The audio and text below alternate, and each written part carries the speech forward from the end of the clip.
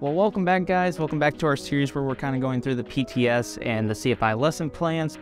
Today, we're going to be going through Task M, which is one of the required ones for your Checkride, which is logbook entries and certificate endorsements. So without further ado, let's jump right into it.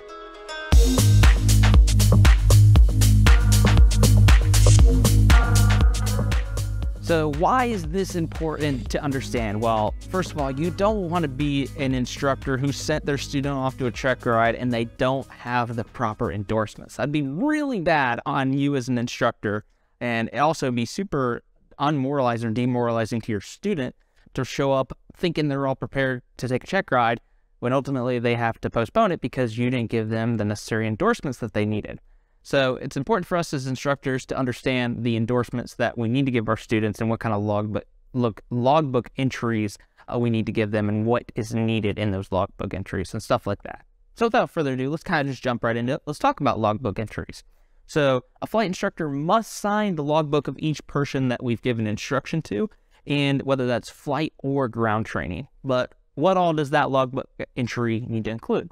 The good thing is if you have a typical logbook that you get from a flight school, like an aviation flight book or a logbook, it's going to include most of this. But technically speaking, you could just log everything on a notebook with a piece of paper if you wanted to. Doesn't look very pretty, but you could do it.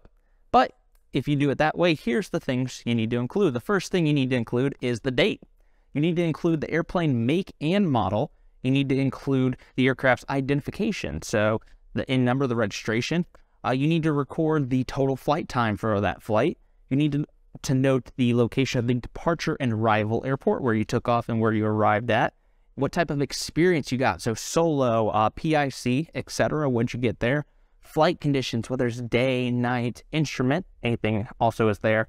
And then if you do a safety pilot flight, you need to put the name of the safety pilot if it's applicable to that flight. So that's what you need for logbook entries. Let's talk about student pilot certificate endorsements. So as of 2016 in April, flight instructors no longer actually have to endorse pilots' certificates. We actually make the endorsements in their logbook. So back in the day, they would actually sign the back of certificates for students. I say back in the day, but 2016 is not that long ago. And now, like I said, we make those endorsements in students' logbooks. So let's kind of go through some of these endorsements they'll need. First one, FAR 6187, solo flight. We got to give them an endorsement for solo flight. That's the big one. FAR 6193 is this is solo cross country. Key thing with these endorsements is to make sure we give the endorsement with the specific category of aircraft that the student is going to be flying in, and then also the make and model of the aircraft. And of course, if we're going to endorse students for solo cross country, we only do so after we've reviewed their essentially their nav log or their flight planning process for the cross country flight. So let's take a look at some of these other endorsements we can make here. For a solo flight, we'll have the pre-solo aeronautical endorsement. So this is their the aeronautical knowledge.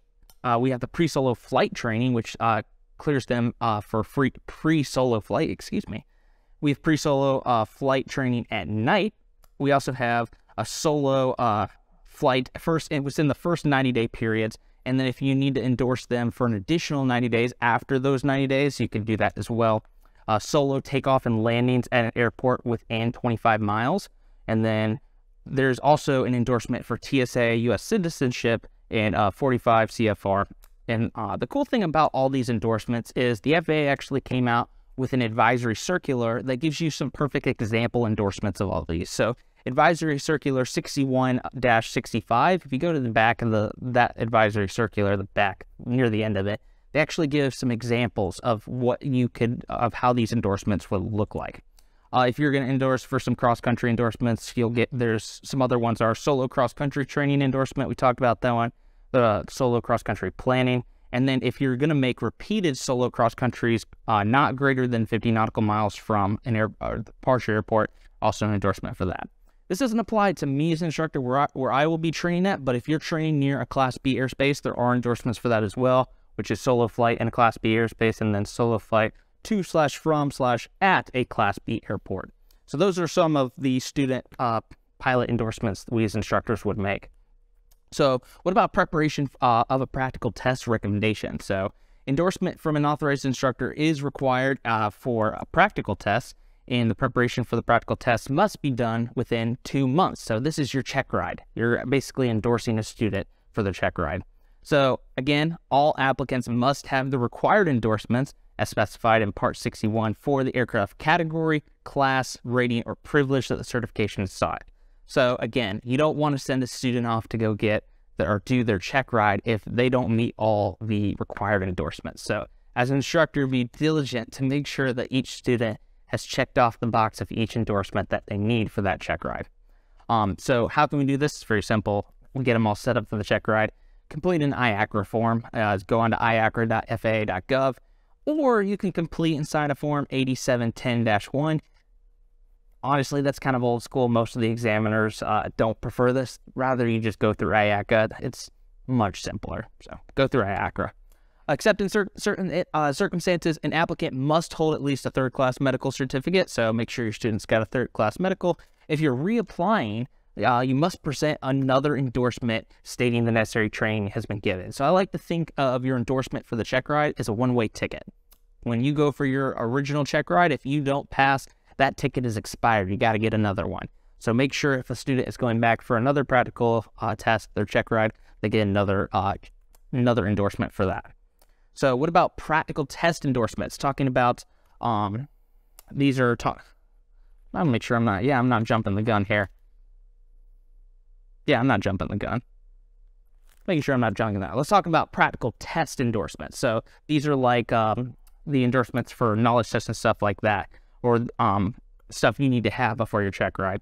So as a private pilot, you need to obviously do your knowledge test. You get an endorsement for that, and then you also get the endorsement for the Checkride, the practical test. Commercial pilot, same thing. You got to get an endorsement for the student to take the knowledge test, which is that written exam beforehand, and then of course endorsement for the practical test. Excuse me.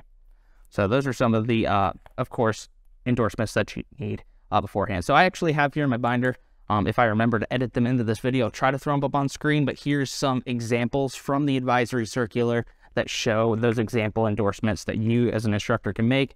And remember, advisory circulars, they're not regulation, but they're guidance in how you can follow regulations. So these are just perfect examples of these endorsements you can make that follow and fit within the guidelines that endorsements have to be made with. So let's talk about flight review endorsements. Let's say I, as an instructor, conduct a flight review. After a satisfactory completion of a flight review, I have to endorse the logbook of the student. The good thing about flight reviews, though, is it's not quote-unquote a pass or fail. Say a student comes to me for a flight review and they don't do well enough and I can't sign them off for a flight review. I don't have to denote in their logbook that they failed a flight review. We just count it as training. That's the great thing about it. So you didn't do well enough for it to be a flight review, that's fine. It's training today, come back, try it again, and then I can sign them off the next time. Again, example endorsements for this can be found in Advisory Circular 6165. And like I said, no record needs to be reflected of unsatisfactory flight review. All right, what about complex high performance and tailwheel endorsements? We all know, like, if you're going to fly a plane that has retractable gear for complex or over 200 horsepower for high performance, or even a tailwheel aircraft, you need a specific endorsement for that. So in order to do that, an instructor must provide ground training and flight training in order for that endorsement. It's not really an hour requirement for those. It's all in proficiency. But be sure as an instructor, you're not endorsing for someone as like for something like this that you don't have. So for example, if I don't have a complex endorsement, I can't endorse a student for a complex endorsement. So I can't endorse someone for high altitude because I don't have that. I don't have a tailwheel endorsement. I can't endorse someone for that. Don't be stupid and don't endorse someone for something you don't have. And of course, that's just denoted in their logbook, and you make sure that you're signing that as an instructor as well. So what about flight instructor records? A flight instructor must maintain a record in a logbook or in just a separate document that contains all of the following: the name and date of each person whose logbook that I have endorsed for solo flight privileges and the date of that endorsement. So that's one. Two, I need to include the name of each person that I've endorsed for a knowledge test or practical test and what kind of test it is, the date, and the results. So make sure I'm keeping a record of that. I think 4Flight even has a great tool for instructors to keep track of all that stuff. That's what I'm planning to do, but I do need to keep a record of that. for, I believe it, yes. So if you are an instructor, you need to keep a record of that stuff for at least 3 years. So real quick little note about the TSA. Sometimes you got to jump through some hoops with TSA for students who aren't from the United States. The good thing is there is possible to give them flight training, but it's a little bit of a hurdle. So you need to see a current U.S. passport and or the original birth certificate and a government issued ID. So if you don't have any of these, if your student doesn't have this, it's still possible to fly. You got to go through the TSA, and it's not a fun process. But the thing to know about record keeping with the TSA is you need to keep records for the TSA for 5 years. So if you have a student who goes through that kind of process, make sure you keep those records with them for 5 years.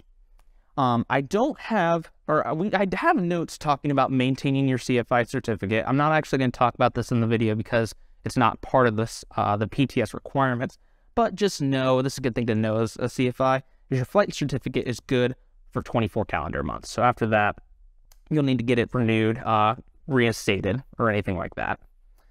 So yeah, that kind of brings us to the end of this lesson, talking about logbook entries and certificates. So, it's important for us to make sure we're giving our students the appropriate endorsements and logbook requirements, make sure we're following the regulations like that. We want to make sure we're not sending students off to a check ride. They don't have all the proper endorsements because it'd be awful for them. It'd also be awful for us. We just want to make sure we're doing what we appropriately need to do according to the regulations, as I said. So yeah, that kind of wraps up our lesson here on logbook entries and certificate endorsements. Hope you guys enjoyed this another episode. Kind of stumbled a little bit there. I felt like I was doing pretty good, but I got tripped up on some of my wording, and it kind of made me lose track of where I was at. But overall, kind of a shorter lesson, but again, it's a required one for the Checkride, so it's important we make sure we know this material really well. Cool. Well, thank you guys so much for watching. Hopefully we can do another one and go through this again some more. But again, I thank you guys for watching these. I've got some comments saying these are very helpful, so I hope they're helpful for you guys. I know they've been helpful for me. I'm really looking forward to my check ride coming up, and I can't wait to be able to say these are official because I'm a CFI, and I really can just continue to help you guys continue your training and career in aviation. So without further ado, thank you guys so much for watching. I'll catch you on the next one. Peace out.